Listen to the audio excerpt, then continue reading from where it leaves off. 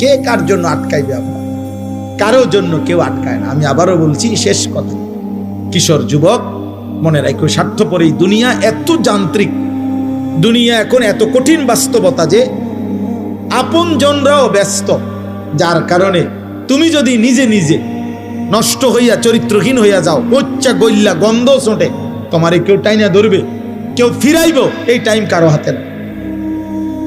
আমার এই কথা এক ছেলে হইল, বাস্তবতা বড় কঠিন এখন। কারণ মানুষের এখন উপার্জন দরকার বেশি। 10 টাকার পণ্য 1000 টাকা।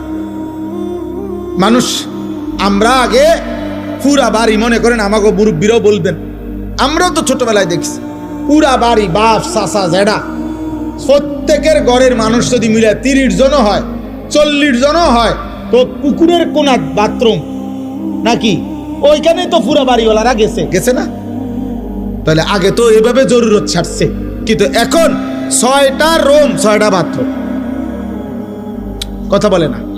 4টা রুম 4টা কি বাথরুম, প্রত্যেক রুম অ্যাটাচড বাথরুম। তাহলে এই ব্যক্তির খরচ বাইরে গেল কিনা? খরচ বেড়ে গেল না? তার বিল্ডিংটার খরচ বাইরে গেল না? এখন সব কিছুতে মানুষের এখন সম্পদ দরকার বেশি, টাকা, উপভোগ। মুশরিকরা এই পাশ্চাত্য এত বেশি চাকচিক্য করে দুনিয়া আমাদের সামনে দিচ্ছে, প্রতিনিয়ত প্রযুক্তি, গতি, আরো রং ঢং, যার কারণে মানুষ বেহাল, আরো টাকা দরকার। তাহলে এখন কে কার সময় নিবে?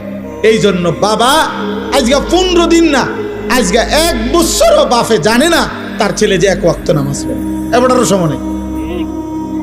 এবার এক কথা, যা টাকা লাগে তোর মার কাছে রাখিয়া গেছি, টিহা নিস, পেটের বুক লাগলে ভাত খেয়ে যাইস।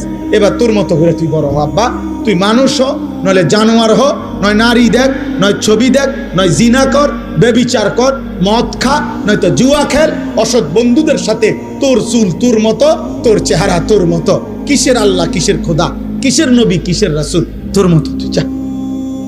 কারো হাতে সময় নেই, কারো হাতে সময় নেই। এই হলো মূল বিষয়। আগে আমরা মনে আছে দুপুর 2টা বাজে গেছে, নানার বাড়িতে বেড়াইতে গেছি, তো এখনো ভাত খাইতে যাই নাই, ছোট মামা আইছে, বড় মামার বড় ছেলে মামতো ভাই উনি আইছে, ছোট্ট মামতো ভাই একজন আইছে, সবাই খুঁজে দৌড়াদৌড়ি, হ্যাঁ তাড়াতাড়ি ভাত খাইতে যাইতে বলছে। আর বাড়িতে গেছি, আর সবাই মিল্লা দমকানি, দুষ্ট হয়ে গেছ, 2টা বাজে গেছে, অন্য ভাত খাইতে আইও না। তাইলে কথার কথায় সবাই টেনে ধরছে, আজ আর টেনে ধরার কেউ নাই। ফলে সংখ্যাগরিষ্ঠ ছেলে পেলে নষ্ট হওয়ার পিছনে অভিভাবকের এই গাফলতি আর খামখেয়ালি প্রচন্ডভাবে দায়ী।